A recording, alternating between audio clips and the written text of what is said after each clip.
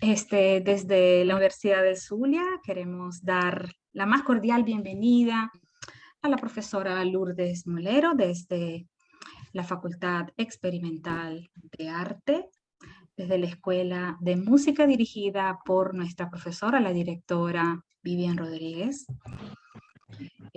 Para nosotros es un momento bien interesante dentro de la Escuela de Música porque se están dando estas iniciativas con programa al día, de tener diferentes tipos de personajes que tienen áreas de experticia diferentes y son como esos vasos comunicantes con el entero fenómeno que es la música. Y por eso hoy tenemos con nosotros a la profesora Lourdes Molero, a la cual me permito hacer una pequeña presentación.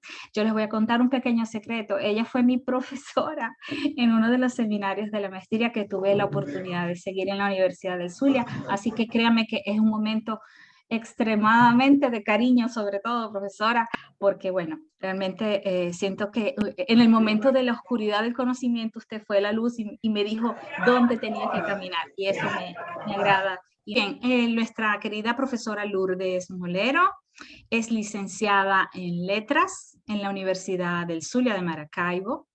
Además es doctora en Lingüística por la Universidad de París, 4 de la Sorbonne, donde realizó su tesis doctoral bajo la dirección del doctor Bernard Potier. Tiene un posgrado en semiología en la Escuela Práctica de los Altos Estudios de París y además en la Universidad de Urbino, Italia, cual la cosa me encanta. Qué bueno. Especialización en filología en la Universidad de Málaga, España. Fue profesora titular de la Universidad del Zulia desde 1973 hasta el 2014. Dictó diversos seminarios en diferentes posgrados. Ha sido tutora de tesis y de maestría y pragmática del discurso político. También ha sido directora de posgrado de la Facultad Experimental de Ciencia. Asimismo fue editora de la revista Opción de la Universidad del Zulia. Presidenta mucho tiempo además de el Museo de Arte Contemporáneo del Zulia. Recuerdo ese momento realmente maravilloso de su gestión, profesora. Posee numerosas ponencias en congresos nacionales e internacionales, entre las cuales destaca su libro Lingüística y Discurso, en 1985, en coautoría con el doctor Julián Cabeza. El poder, el querer y el protestar. Análisis semiolingüístico del discurso. Eso fue en el 2009. Entre sus artículos en revistas científicas destacan Fundamentos de una clasificación del relato guajiro desde la perspectiva semántica, el análisis del discurso en la investigación antropológica, formas y estrategias de persuasión en el discurso político venezolano, la construcción del yo, del otro, bajo un enfoque semántico y pragmático.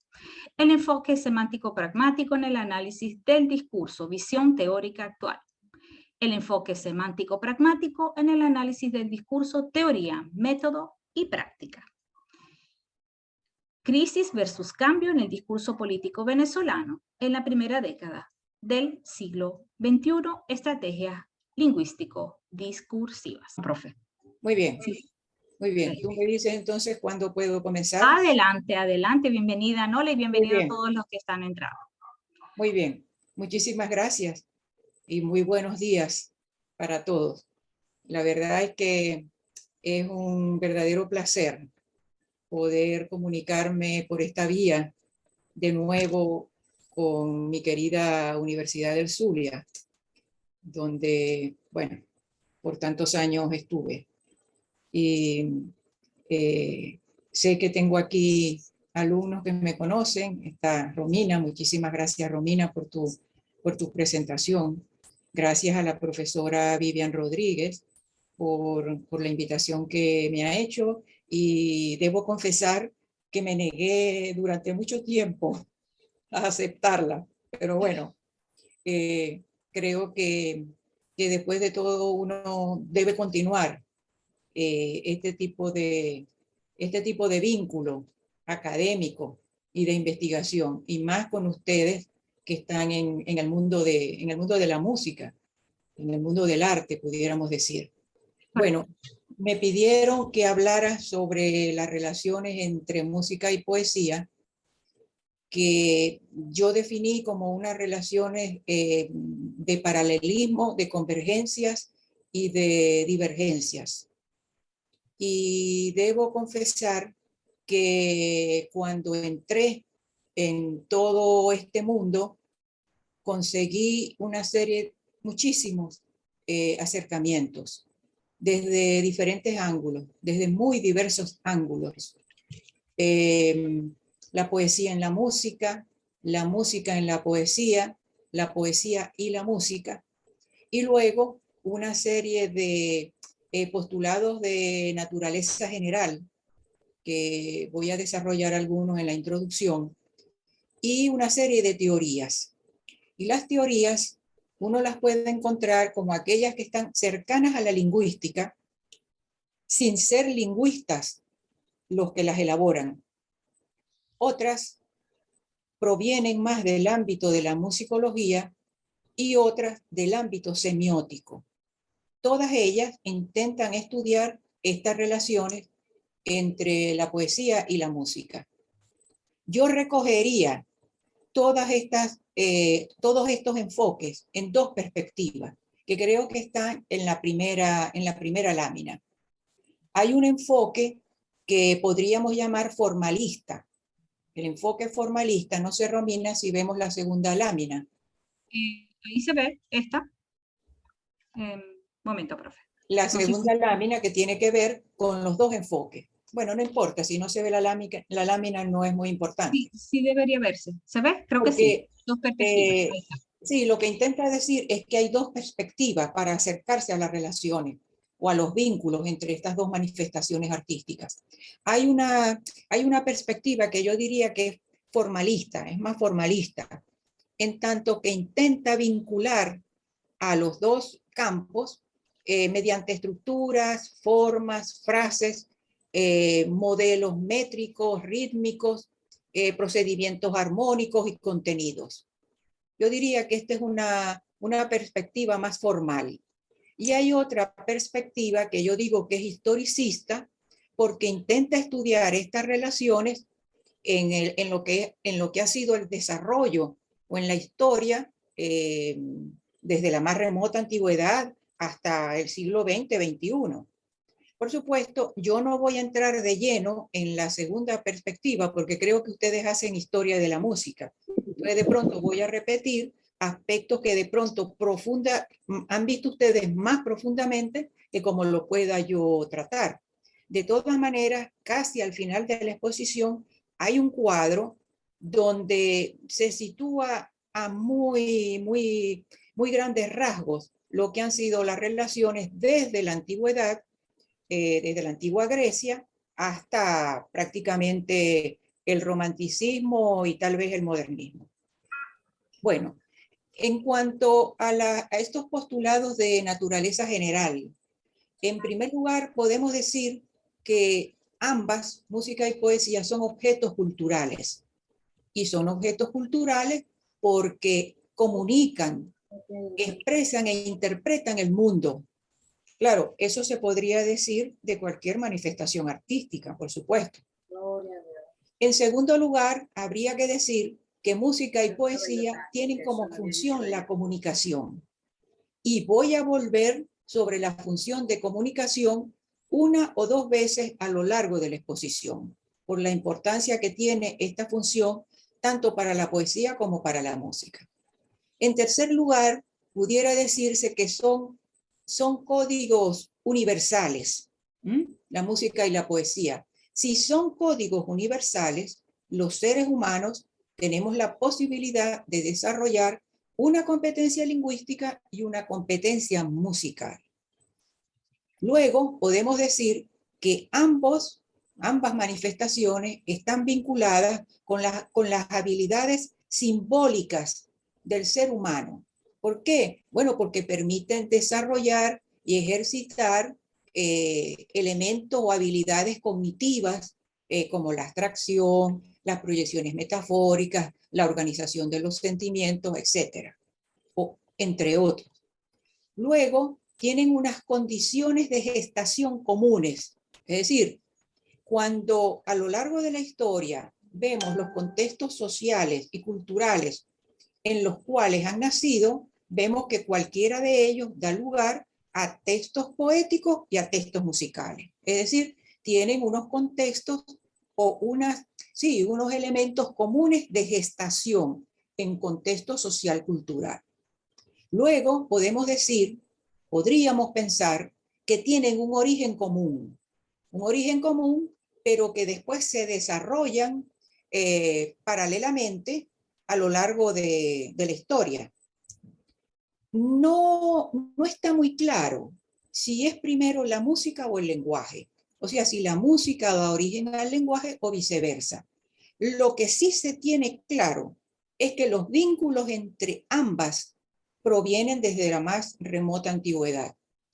Y con respecto a este origen común de la música y de la poesía que vamos a ver al final en ese gran cuadro que les voy a presentar, en el siglo XVIII hubo un auge de teorías para explicar ese origen común.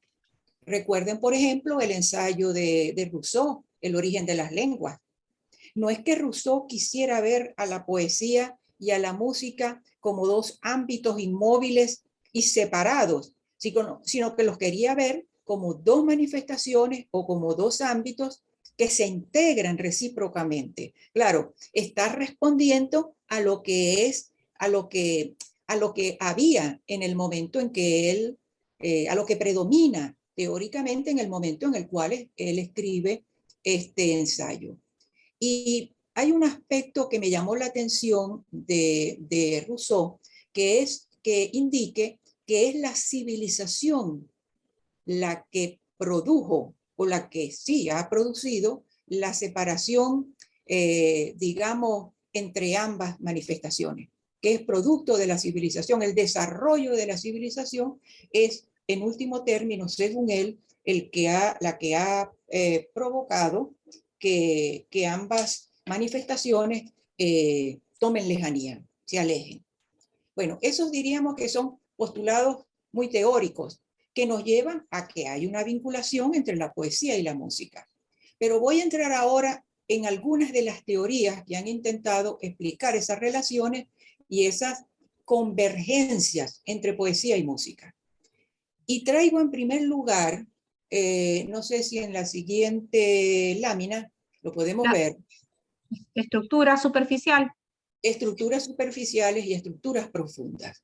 Hay dos autores provenientes de la musicología, Aiello y Schenker, que intentan seguir lo que hacía Chomsky en el lenguaje. Ellos no son lingüistas. Ellos lo que intentan es seguir las estructuras profundas y las estructuras superficiales que Chomsky planteó desde el 57 en la teoría estándar. Ellos intentan entonces, por una parte, ver, por ejemplo, en el caso de Aiello, de 1994, él dice que la estructura profunda en la música es el tema y que las estructuras superficiales son las variaciones temáticas, mientras que Schenker dice que las estructuras profundas son las relaciones armónicas y que las superficiales son las relaciones melódicas. Bueno, desde el punto de vista de la musicología, los musicólogos pudieran estar de acuerdo o en desacuerdo. Lo interesante es que aquí tenemos dos autores que están demostrando que hay estos dos tipos de estructuras en la música. Recuerden, en el lenguaje, para nosotros eso es muy sencillo. Si yo digo Pedro ama a María, María es amada por Pedro, esas son estructuras superficiales que provienen de una estructura profunda, que sería alguien ama a alguien. Pedro ama a María. Esa estructura profunda va a generar ese Pedro ama a María, María es amada por Pedro, es María a quien Pedro ama, es Pedro quien ama a María, María es amada. Todas esas serían estructuras superficiales. Por supuesto, entre la estructura profunda y la estructura superficial hay una serie de reglas transformacionales que son las que generan las estructuras superficiales. Bueno, por lo menos entonces aquí vemos que estructuras superficiales y estructuras profundas responden bastante bien a lo que sería un primer acercamiento a la música, porque en la lengua ya lo sabemos. Bueno, y entramos ahora en otra parte que tiene que ver con la cualidad sintáctica de la música. Ya, bueno, desde los años 60, desde Jacobson, se reconoce que la música tiene cualidad sintáctica. O sea, ¿qué es la sintaxis? Bueno, la sintaxis son los principios que permiten ordenar, combinar unidades más pequeñas en unidades superiores que llevan un significado o que transmiten un significado entre un emisor y un receptor. Eso es la sintaxis. Pues bien, en la tercera lámina vamos a ver esas estructuras sintácticas, cómo las plantea un autor español, González, que no hizo más que seguir a Petoffi. A Petoffi, el de la lingüística del texto, Llanos Petoffi, el lingüista textual. ¿Qué hace González? González lo que plantea es que en la música hay diferentes tipos de unidades y que esas unidades están en diferentes niveles de estructuración. Es decir, que hay unidades más sencillas que uniéndose mediante las reglas de la sintaxis constituyen unidades mayores. Y él dice que las unidades independientes son las más pequeñas y que esas unidades independientes forman unidades básicas compositivas. Las unidades más pequeñas formarían o conformarían una microsintaxis. Las básicas compositivas conformarían una macrosintaxis. Como resultado, ¿qué me da? Que estoy frente a un sistema con sintaxis composicional. Es decir, la música se comporta bastante bien cuando se intenta demostrar que hay una sintaxis musical. Y ya les digo que desde los años 60 hay consenso en que en la música hay una sintaxis composicional. Es decir, tiene cualidad sintáctica, que es otro de los elementos de los lenguajes.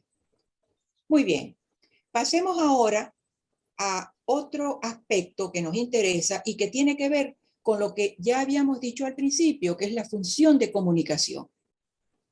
Si decimos que la música y la poesía tienen una función de comunicación, ¿qué es lo que estamos diciendo?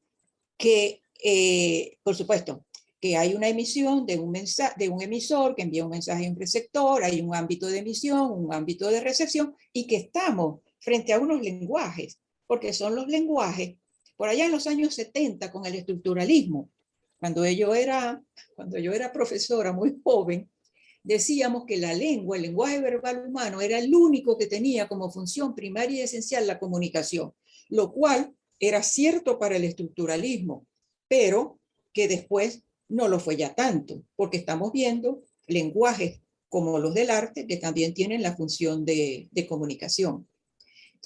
Entonces, la comunicación y la música serían medios de comunicación. La música y la poesía serían medios de comunicación.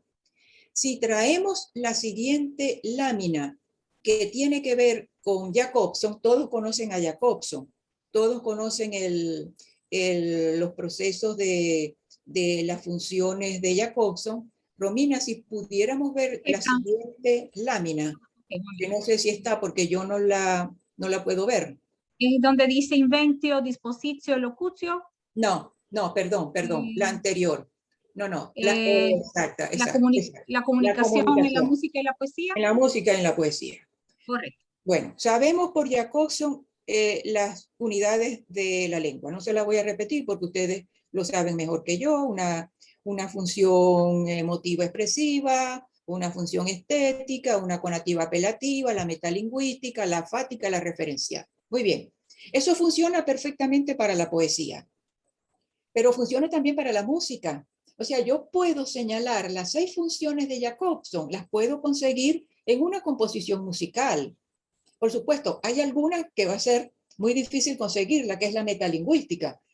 En el caso de la metalingüística, posiblemente yo no consiga música que hable sobre la música o que intente explicar la música, como sería la metalingüística en la lengua. La función metalingüística en la lengua es que con el mismo lenguaje verbal yo puedo explicar el lenguaje verbal. Pero entonces, ¿dónde se comporta perfectamente o cuáles son las funciones que privilegia la música? Yo diría que las funciones que privilegia la música son las que están en el ámbito horizontal, es decir, emisor, mensaje, receptor. Hay un poeta, hay un compositor que intenta expresar o transmitir en un mensaje unas emociones o unos significados. Emociones en el caso del compositor, significados en el caso de la poesía. Elaboran un mensaje. Ese mensaje vuelca su atención sobre sí mismo, porque cuando yo estoy leyendo una poesía, lo que privilegio es la poesía, lo que privilegio es el mensaje. Si asisto a un concierto, lo que privilegio es el concierto. Si yo privilegio el mensaje, tengo una función poética. Luego estoy frente a una función estética. La poesía y la música me dan la función estética. Pero por supuesto, el poeta y el compositor intentan mover de alguna manera al receptor. ¿Y cómo lo van a mover? Bueno, lo moverán expresándole significados que de pronto en una poesía no logra entender del todo, porque hay denotaciones, connotaciones, o que de pronto en la música no son significados como tales, sino que mueve los sentimientos, mueve las emociones. Entonces, hay una función apelativa conativa. Me dirán ustedes, ¿y qué hacemos con el resto de las funciones? Bueno, el canal lo podemos demostrar. Si en el caso de la poesía es el canal aire, en el caso del concierto, en una sala de concierto, será igual, el aire. Por supuesto, en el aspecto del emisor, allá no es tan sencillo porque hay una red, ¿verdad? Que no es el director de la orquesta y los ejecutantes, los músicos, sino que hay un compositor, un autor, ¿verdad? De esa obra. En el caso de la poesía, sería el escritor. Bueno, entonces tenemos también la función fática, el canal, el aire. Y ustedes me dirán, ¿y la referencial? Bueno, en el caso de la música, la referencial se puede perfectamente establecer. Si yo escucho una música determinada, esa música determinada de pronto por la memoria me puede llevar a una nación, a una región, a un pueblo, a una ciudad.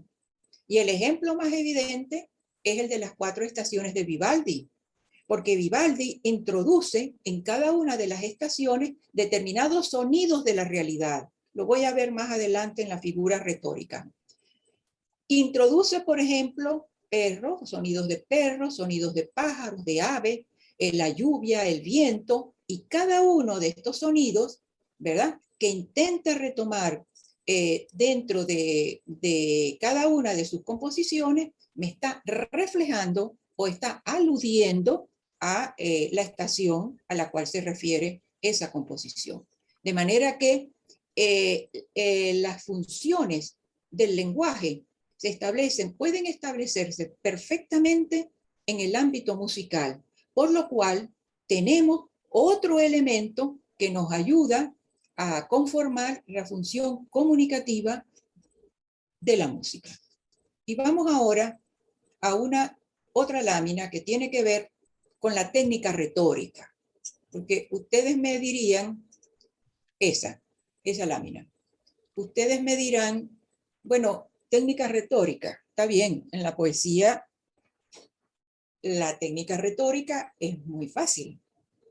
Buscamos las figuras poéticas, las figuras retóricas, la técnica retórica en la poesía y la voy a encontrar fácilmente. ¿Cómo es posible eso en la música? Pues bien, en los años 90 hay un investigador que creo que es López Cano, que estudia la figura retórica, pero más adelante voy a traer lo de la figura retórica. Ahora me interesa la técnica. En la técnica retórica vamos a intentar tomar el esquema de Cicerón. Cicerón es el que le dice al orador cómo debe elaborar su texto y cómo lo debe expresar públicamente. Y entonces tiene la invencio, la dispositio, la elocucio, actio y memoria. Me voy a quedar sin la actio y la memoria y voy a concentrarme en la invencio, en la dispositio y la elocucio para ver si hay correspondencia entre discurso poético y discurso musical. Si observamos la invencio queda implícita, porque es intencional. O sea, nosotros no vemos, no conocemos cómo el poeta o cómo el compositor en sus primeros momentos, antes de componer la obra, intenta tomar un aspecto de la realidad o referirse a un tema determinado para componer la obra. Es decir, el convencer y el conmover de la invencio queda un poco implícita.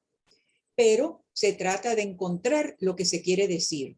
Encontrar lo que quiere decir el poeta, encontrar lo que quiere decir el compositor. Luego, en el nivel de la invencio, el discurso verbal y el discurso musical se comportan de la misma manera. Veamos la dispositio. La dispositio un poco tiene que ver con aquello que definimos anteriormente, que era la sintaxis. La dispositio es cómo ordeno, cómo entro para ordenar la música, cómo entro para ordenar la poesía. Y entonces allí viene la sintaxis. En el caso del discurso verbal, tengo la palabra, tengo la sintaxis verbal y tengo una métrica poética. La métrica es la que va a estar luego vinculada a la rima, el ritmo, el tipo de verso, la musicalidad, si la rima es asonante o consonante, etc. ¿Verdad? Esa será la métrica poética. Y luego, en el discurso musical, habíamos quedado en que había una sintaxis composicional.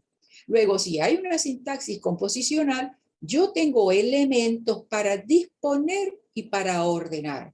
Es decir, lo que es la dispositio la puedo encontrar también en la música. Y ahí, ustedes que conocen más el aspecto del componente musical, yo anoté sencillamente alturas, compases, agrupaciones de duraciones, pero ustedes seguramente podrían hacer una lista muchísimo más completa de lo que pueda llevar la sintaxis composicional en la música. Y por último, la elocucio. La elocucio tiene que ver con los tropos, la figura, el estilo, cómo se añaden las figuras retóricas, el adorno, y entonces aquí encontramos con que en la música también hay figuras retóricas. Por supuesto, no en todas las composiciones musicales. Cuando pasamos al siguiente punto, que son las figuras retóricas, vamos a ver que las figuras retóricas López Cano las estudia en el barroco. O sea, no pudo escoger otro espacio temporal para estudiarlas porque es en el barroco donde surge la retórica musical. Entonces, lo que intenta demostrar es cómo, aislando un fragmento musical de determinado compositor, identifica y clasifica la figura y luego va y busca su correspondencia en composiciones poéticas del barroco. Y así, por ejemplo, en el caso de Bach, resalta el hecho de que todos los pasajes de la Biblia que tienen un contenido dogmático o con carácter de mandamiento general son musicalizados por Bach en forma de canon o fuga. De esta forma, Bach alegoriza lo inexorable de la palabra de Dios. También se ha dicho que la trompeta aparece como alegoría de la majestuosidad de Dios. Otro ejemplo es el de la figura que conocemos en la poesía, que es la prosopopeya, que puede ser llamada también símil o comparación. Bueno, esto lo consigue en un Carlo Farina, que es un violinista y compositor italiano, que intenta con el violín imitar sonidos de la realidad. Imita sonidos de gatos que aúllan, peleas de perros, sonidos de guerra, pero también imita sonidos de otros instrumentos, de lira, de trompetas, de clarines, de guitarra. Y el último ejemplo, para lo de la figura retórica, voy a referirlo a lo que ya les comenté de Vivaldi. O sea, en Vivaldi hay símil, comparación o prosopopeya en las 4 estaciones con lo que les decía anteriormente, cuando incluye en su composición sonidos que vienen de la realidad. Entonces, figuras retóricas podemos conseguir en la música. El trabajo de López Cano es extensísimo, extensísimo. O sea, ese señor, yo no sé cuántos años dedicó a buscar las figuras retóricas en el barroco. Tiene un libro que se llama Música y Barroco, que está publicado en Amalgama en el 2011. Muy bien. Pasamos ahora a otra teoría que tiene que ver también con la comunicación y con los lenguajes. Todavía no hemos llegado a esa, pero si quieren, quitamos esta lámina y me quedo yo hablando porque no tengo lámina para el siguiente aspecto. Muy bien, muy bien. Si quieres, Romina, podemos eliminar esta, podemos ya, y me dejas a mí explicando esta parte, ¿verdad? Viene ahora un aspecto que tiene que ver más con la semiótica y es el que está relacionado con los lenguajes primarios y lenguajes secundarios. Si la música, la poesía y el arte son modos de comunicación, estamos frente a unos lenguajes. Yo puedo hablar del lenguaje del cine, del lenguaje de la música, del lenguaje de la poesía. Solo que esos lenguajes, dentro de la gran definición del lenguaje, yo puedo colocar el lenguaje verbal humano, puedo colocar los lenguajes artificiales, por ejemplo, los de las ciencias, y puedo colocar los lenguajes primarios y los lenguajes secundarios. Y estos terceros son los que me interesan en este momento, los lenguajes primarios y secundarios. Se dice, por ejemplo, que los mitos y las religiones son lenguajes modelizantes secundarios, es decir, son lenguajes derivacionales. ¿Y de qué derivan? Me preguntarán ustedes. Bueno, derivan de un lenguaje verbal humano, porque el lenguaje verbal humano sería la infraestructura, sería un lenguaje modelizante primario sobre el cual se construyen unos lenguajes derivacionales. De manera que los lenguajes del arte son lenguajes modelizantes secundarios. La poesía es un lenguaje modelizante secundario. ¿Por qué? Porque la poesía tiene como base en su infraestructura un lenguaje verbal humano. ¿Verdad? Eso lo dijo Lotman, años 60. Recuerden que Yuri Lotman, un semiótico que viene del círculo lingüístico de Moscú, del formalismo ruso. Ustedes de pronto lo han oído.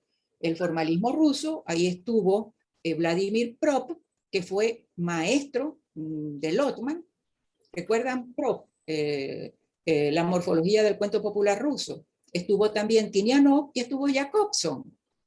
Lo que pasa es que el círculo lingüístico de Moscú, por razones ideológicas y políticas, tuvieron que salir de la Unión de Repúblicas Socialistas Soviéticas.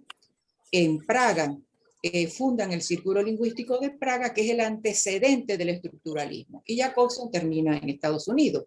Pues bien, Lotman, que es el que intenta o el que describe a las artes, describe las artes como lenguajes modelizantes secundarios, está en el núcleo de lo que significa para el Círculo Lingüístico de Moscú el análisis de la literatura como lenguaje modelizante secundario.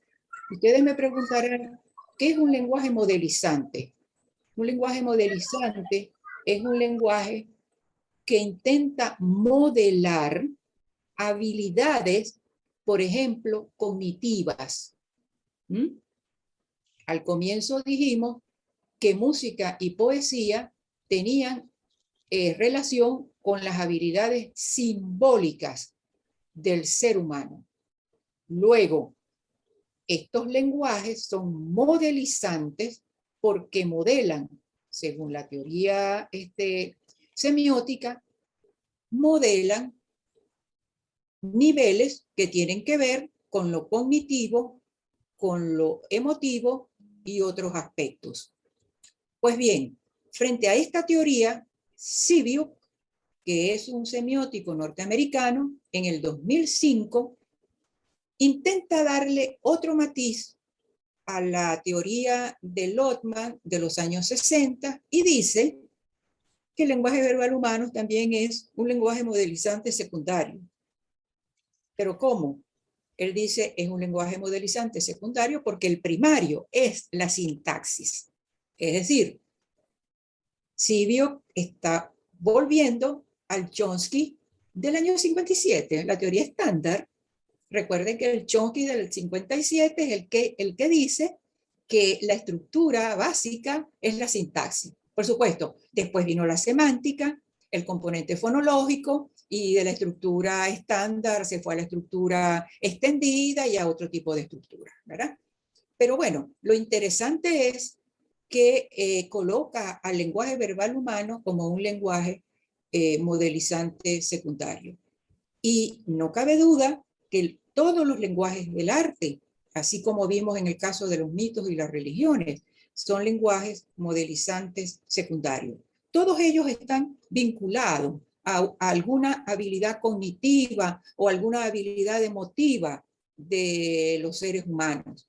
Y entonces, desde ese punto de vista, serían modelizantes. De ahí también tendría que discutirse un poco el significado de la palabra modelo, pero bueno, no nos vamos a detener en este momento allí porque nos saldríamos del contexto de la exposición. Pues bien, hemos visto entonces 4 o 5 teorías que nos hablan de las convergencias, de las relaciones de convergencias entre poesía, literatura y música. Si nos referimos a las divergencias, miren, en las divergencias podemos decir que las normas son distintas entre poesía y música, que tienen diferentes métricas, que la sonoridad también es distinta, que el ritmo es diferente, que en la recepción un código está hecho para ser escuchado, en el caso de la música, otro para ser leído, pero también la poesía está hecha para ser escuchada. Pero bueno, digamos que uno está para ser visto y otro para ser escuchado. Que en uno hay una comunicación verbal, el caso de la poesía, que en otro hay una comunicación no verbal, en el caso de la música, que en el caso de la poesía hay un lenguaje verbal doblemente articulado, ¿verdad? Y que en el caso de la música el lenguaje es sonoro. Miren, y así podemos ir anotando y anotando elementos, ¿verdad?, que nos llevan a esa divergencia. Pero en último término, la mayor divergencia está en la parte semántica, está en el significado. Por eso entonces podemos colocar ahora la siguiente lámina para que veamos entonces cómo se comporta cada uno de los esquemas, ¿verdad? A ver, ¿cuál es? Poesía, literatura, música. No. Es esa, es la que tienes allí. Es la que tienes allí. Sí.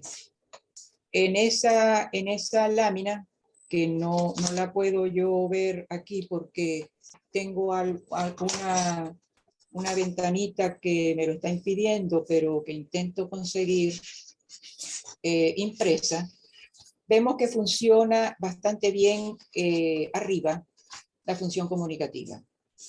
Ya la hemos explicado anteriormente. Funciona bastante bien la parte sintáctica.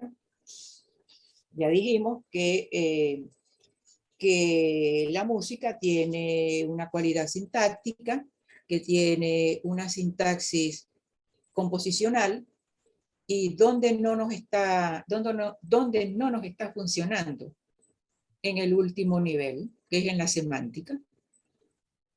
En la semántica hay una organización del significado en las lenguas.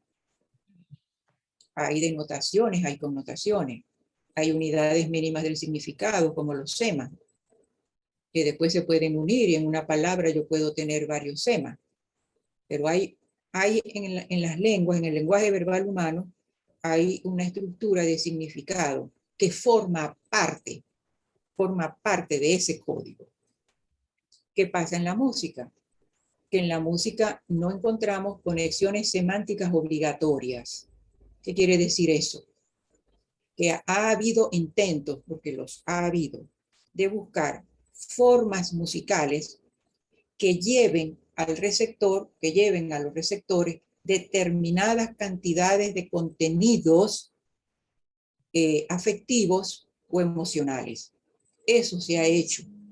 Lo que pasa es que no ha llegado todavía a demostrarse empíricamente cuáles son esas formas musicales que siempre me van a transmitir a mí odio, o que siempre van a transmitir amor, como en el caso de la manzana en el lenguaje verbal humano. Todos los que hablamos español, cuando oímos la palabra manzana, tenemos un significado, tenemos un referente, que en primer lugar es un significado denotativo, ¿verdad? Pero que si yo me refiero a la manzana del paraíso bíblico, obtengo otro significado que pudiera ser una connotación. Y si de pronto les hablo de la manzana de Apple, tendré otro significado.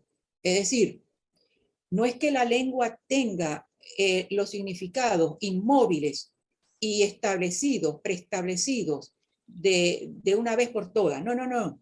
Todos los individuos, todos los hablantes de español, podemos tener virtualidades semánticas alrededor de la palabra manzana. Y eso es el poeta. El poeta, ¿verdad?, es el individuo que tiene unas habilidades pero tan desarrolladas, que es capaz de construir mensajes que, basados en eso que llamamos lenguaje modelizante primario, puede llegar a construir metáforas y todo tipo de tropos y de retórica poética, utilizando las palabras, los elementos, las frases y la sintaxis del lenguaje verbal humano. Es decir, no es que la poesía esté cerrada, no es eso lo que queremos decir. Recuerden la ópera aperta de Umberto Eco, eso es el arte. El arte es una obra abierta. Cada vez que en un siglo se lea Cervantes, se lea el Quijote, cada siglo le dará un cúmulo de significaciones al Quijote, aunque seguirá estando escrito en español. No, lo que se quiere decir es que la lengua tiene un componente semántico en sí, le pertenece. Mientras que en el caso de la música, tal como la ven estos que desde el ámbito musicológico intentan ver cómo es la semántica en la música, no encuentran ese esquema dentro del código musical, sino fuera, porque la música entonces mueve sentimientos y emociones, pero en el ámbito personal del oyente, en el ámbito del público que está escuchando o que está asistiendo al concierto. Es decir, no hay entonces en la música contenidos como los expresados por la poesía. Lo que hay son contenidos pseudo referencialmente emocionales. O sea, ¿hay contenido en la música? Pues sí, claro, hombre, claro que lo hay, claro que lo hay. Pero es un contenido que no es conceptual y que no está definido como en el lenguaje verbal humano. Entonces, ¿dónde está el mayor escollo para las relaciones música-poesía? En el ámbito semántico, en el ámbito de los significados. De manera que esa sería, digamos que la divergencia crucial entre ambas. Luego, podríamos ver una otra lámina, que no sé cuál es la que viene. Ya le digo, profe. Creo que es la última. Esa ya la vimos, ¿no? La de los periodos históricos. La de los periodos históricos. Vamos a ver la de los periodos históricos. Okay. Bueno, dijimos que en el romanticismo había un gusto por la retórica musical, que surge en una retórica musical. Es la siguiente, Romina. Es la última lámina. Creo que es la última. Ahí. Esa. Texto y música en diversos periodos históricos. Dijimos entonces que en el barroco se estudian las figuras retóricas en el barroco porque es en el barroco donde surge la retórica musical. Pero si vemos cómo se comportan las relaciones a lo largo de la historia, fusión música-poesía en la antigua Grecia y en la Edad Media. En la antigua Grecia el origen común, ¿qué era lo que había? Melodía, texto y movimiento. Y el movimiento me lleva al baile. ¿Dónde están documentadas esas relaciones? En la Ilíada y en la Odisea. El primer verso de la Ilíada. Canta, oh diosa, la funesta cólera del pélida Aquiles. Canta, oh diosa. Prácticamente está situando a la Ilíada como un canto. Por supuesto, con todo el texto que tiene esa obra, ¿no? Entonces, el origen común en la antigua Grecia y en la Edad Media siguen fusionados texto y música. Y en la Edad Media vamos a conseguir dos elementos básicos: lo religioso y lo profano. Lo religioso me da el canto gregoriano y lo profano me dan las canciones de gesta, las canciones de amor que cantaban los trovadores, las de disputa, las pastorales o las pastorelas. En el canto gregoriano, la música está subordinada al texto, porque los textos son textos religiosos, textos bíblicos, que van a un determinado público, que es un público culto. Mira, los escolares, porque eran los jóvenes que asistían o que estaban en los seminarios, los sacerdotes, los clérigos. Eso es en el aspecto religioso. Hay una subordinación muy fuerte de la música frente al texto. Es más, lo que se intentaba en el gregoriano era buscar formas musicales que se adaptaran a lo que se quería decir en el texto bíblico. De manera que, por ejemplo, si se quería hablar de Dios y del bien, se utilizaban notas ascendentes. Si se quería hablar del pecado, lo contrario. Y esto me hace recordar las metáforas de la vida cotidiana de la Kofi Johnson, que es más o menos lo mismo. Bueno, entonces, en la antigua Grecia. Luego, en la Edad Media, ya estamos, lo religioso y lo profano, el siglo IX y el siglo X. Lo coloco porque allí surge la polifonía. Cuando surge la polifonía, cae de nuevo la importancia de la música. O sea, cae la importancia de la música porque, perdón, es una pérdida de la importancia textual. Dice así el texto, ¿verdad? Importancia textual. Se pierde la importancia textual. ¿Por qué? Porque la polifonía intenta darle privilegio, hacer privilegio de la música, y entonces los oyentes pierden el texto. Luego hay una pérdida de importancia textual. Luego, en el Renacimiento hay una combinación de ideas del texto con expresión musical. Pero esa relación es de mesura, de equilibrio, es lo contrario a lo que se da en el barroco. Como el barroco intenta mostrar con mayor fuerza los sentimientos y las emociones, entonces va a lo que se denomina retórica musical. Luego es un poco opuesto a lo que sucede en el Renacimiento. El clasicismo vuelve de nuevo un poco al Renacimiento, surge la ópera en el barroco, continúa en el clasicismo, y en la ópera diremos que digamos que hay una paridad, ¿verdad?, entre texto y música. Y la literatura es muy importante en la ópera, ¿verdad? Hay óperas, por ejemplo, la Traviata, que es la Extraviada. Todos sabemos que, bueno, que el texto viene de La Dama de las Camelias de Dumas, hijo. Entonces la literatura y la música ahí están más o menos a la par. Tiene que llegar el romanticismo para que la música adquiera autonomía. O sea, es durante el romanticismo cuando se piensa que la música no debe estar subordinada más al texto. Es decir, la música en el romanticismo adquiere autonomía, y esta autonomía se rueda un poquito en el siglo XIX, llega a finales del XIX, comienzos del XX. Y aquí, como testimonio de qué significa la música a finales del XIX y comienzos del XX, voy a traer testimonios de algunos escritores de la época.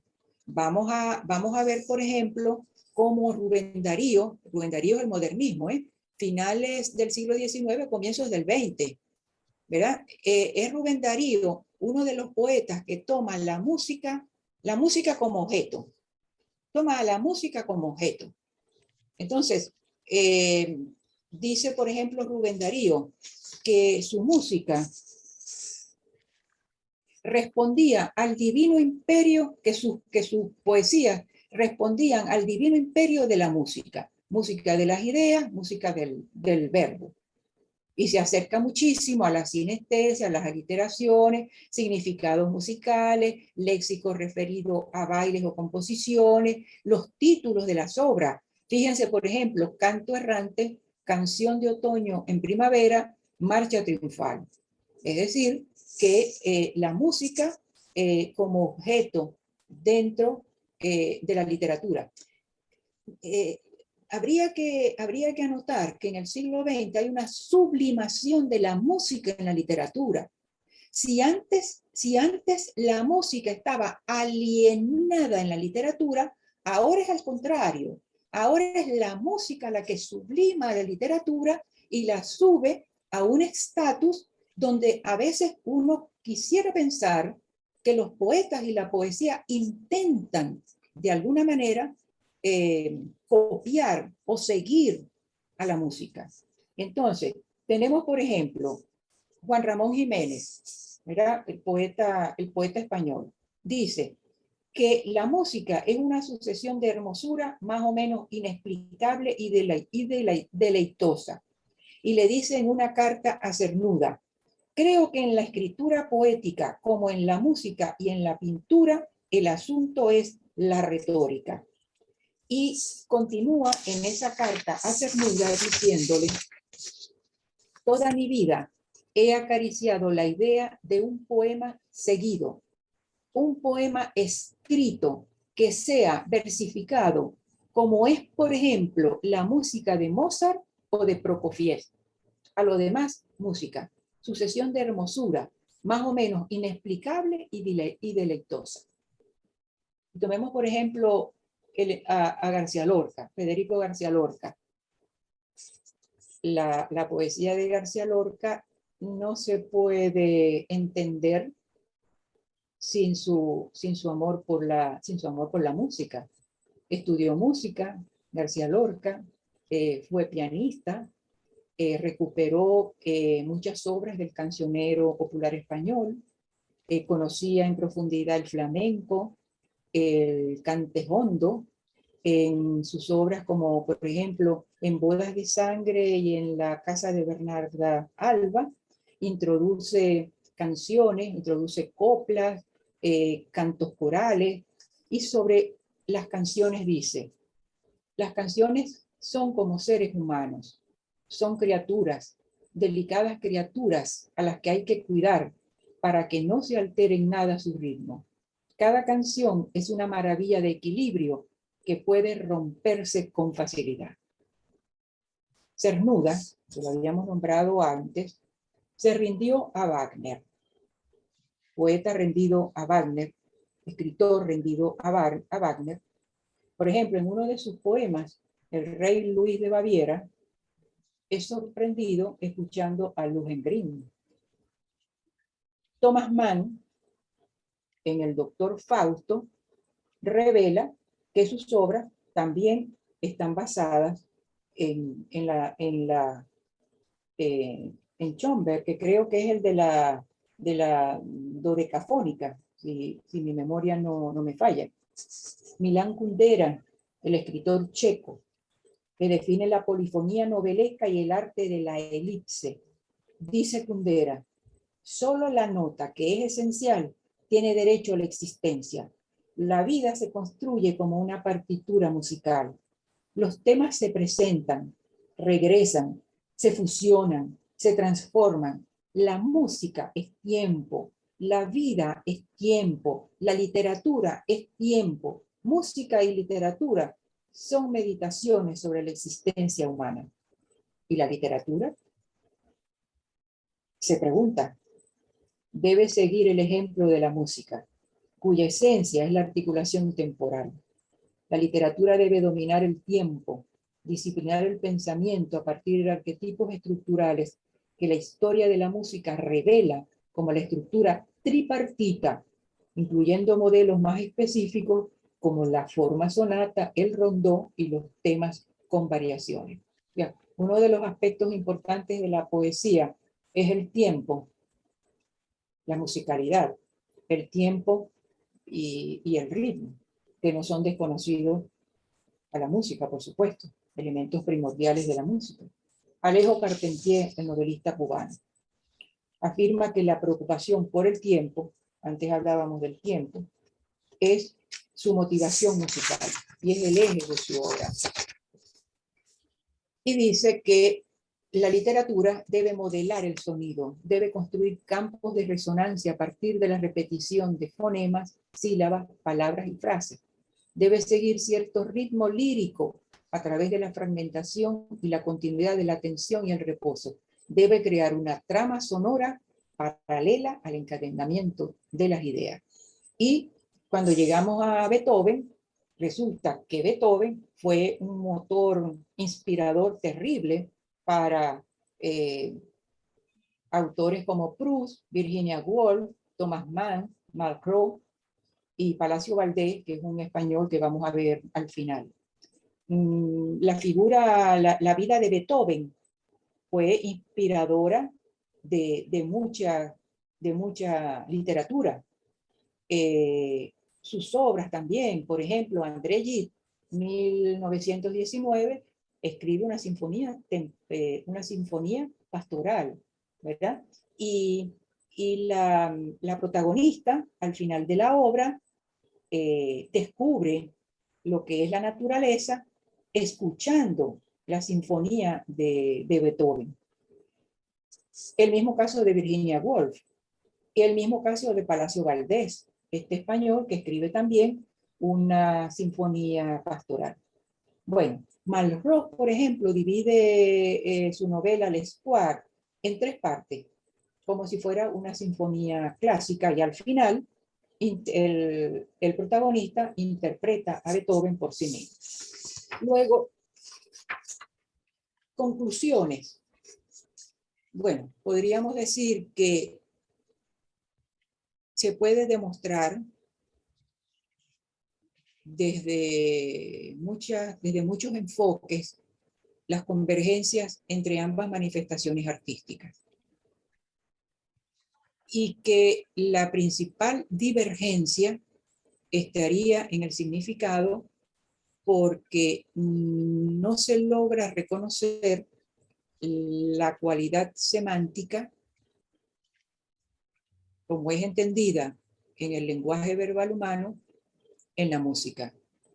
Y que, por otra parte, los paralelismos entre ambas se pueden perfectamente estudiar en los diferentes estadios, ¿verdad?, de la historia de la humanidad. En el siglo XX hay que recalcar la sublimación de la música, la literatura cae rendida a la música, y en el siglo XX hay multitud, en el XXI, multitud de expresiones polifacéticas, por supuesto. Bueno, creo que en resumen esto es lo que quería transmitirles. Si hay alguna pregunta, con muchísimo gusto estoy para ver si puedo responderles. Bueno, adelante los demás que quieran abrir un momento su micrófono y quieran exponer su duda, su apreciación a la profe, o si quieren escribirlo, como deseen.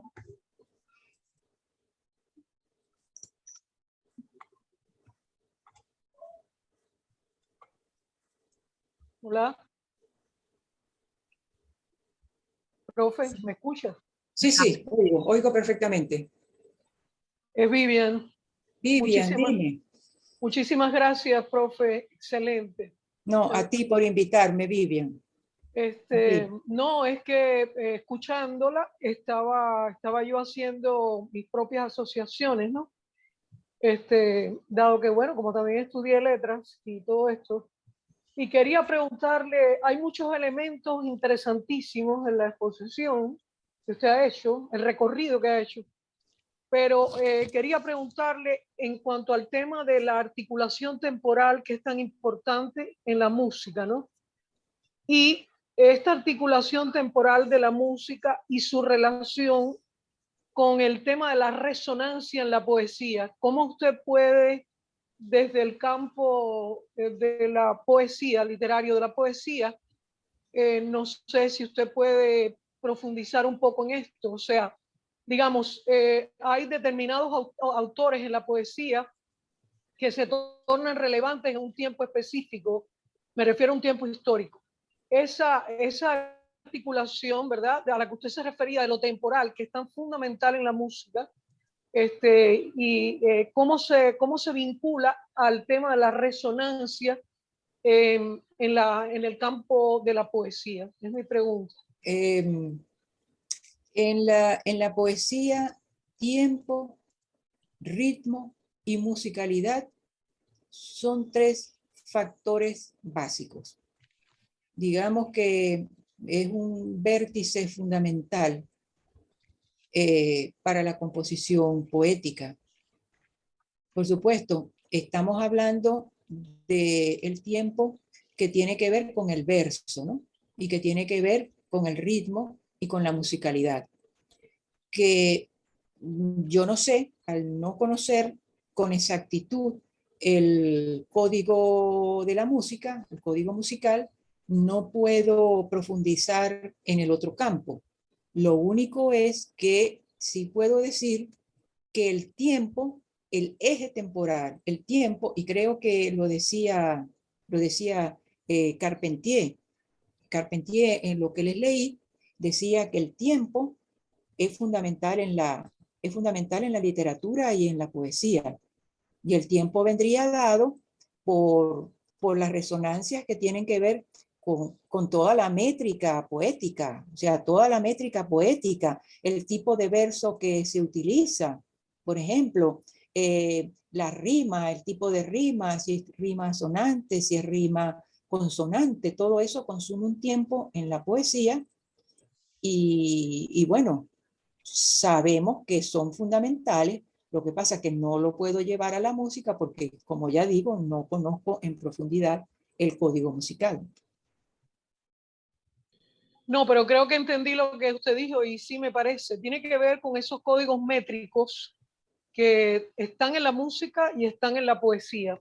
Me refiero porque hay autores que se escogen con precisión para determinados momentos históricos, incluso hasta políticos, podríamos decir, determinadas poesías que en un momento determinado se toma y se esgrime como un discurso político, no solo político, también estético.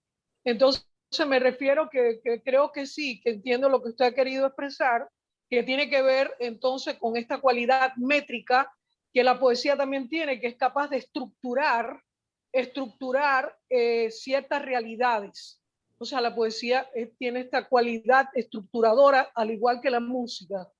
Y en ese sentido es que entiendo que se refiere a un lenguaje modelizante secundario, como usted expresó en el inicio de la conferencia. Eso es así, Vivian. Exacto como tú lo has expresado. Bueno, profe, muchísimas gracias de mi parte, porque bueno, siempre aprendo mucho con usted y por supuesto, usted también fue mi guía, mi tutora en la tesis de antropolingüística y bueno, le agradezco mucho. Siempre, de verdad, este encuentro es siempre renovador. Muchas gracias por su tiempo. No, yo tengo que agradecerles mejor a ustedes por la invitación. Vivian, vi una pregunta allí en texto, pero la he perdido. Perdí la pregunta. Creo que era algo con respecto a las investigaciones. Correcto, Pero, dice, estimada profesora, de parte de Cristina, quisiera preguntarle, ¿qué puede usted decirnos en relación a las investigaciones actuales en neurociencias de la música y lenguaje? que hay toda una vertiente de estudios desde el punto de vista cognitivo, tanto para la música como para la poesía. Es decir, cognitivamente, cómo son recibidas, por supuesto, en el ámbito del lector y en el ámbito del que asiste o del que escucha una composición, desde el punto de vista cognitivo, cuáles son los puntos de acercamiento entre ambos códigos. Sí hay estudios sobre ese tema, los hay. Bien, por acá también Benito dice, gracias profesora, extraordinaria exposición desde de Albeniz. Muchas gracias, profe, por tan excelente exposición. Igualmente, Natalia dice, interesante, muchas gracias. Yo soy odontóloga, pero me encantó, qué increíble. También de parte de Stephanie Salas, muy buena esa exposición, muchísimas gracias. Interesante exposición de parte de Nola Montiel. Hermes Hernández también da las gracias por la exposición. Vanessa Cárdenas, muy interesante. Profe Lourdes, muchas gracias. Igualmente de parte de Cristina, de Jacqueline Vilches. Bueno, todos encantados con su exposición. No sé si hay alguien más que quiera decir algo. No, o sea, solamente darles de nuevo las gracias a todos. Has nombrado a muchos amigos y amigas bueno, que conozco personalmente. También quiero darles las gracias por haber dedicado un espacio de su tiempo, hablamos de tiempo ahora, para asistir a esta reunión. Quiero decirles que me ha gustado mucho, que me agradó mucho estar con ustedes y que bueno, y que un fuerte abrazo y mucha suerte. Les deseo mucha Profesora, suerte en sus aquí la estudios a saludan todos. desde Argentina, Yamila y Claudio. Igualmente César Rodríguez saluda desde Valencia, Carabobo. Qué bonito, también de Argentina, están por acá. Y la profesora Minor dice, profe Lourdes, muy interesante exposición, muchas gracias. Es muy interesante ver las nociones de categorías que son comunes a todas las artes, ritmo, color, armonía, tonalidad, etcétera.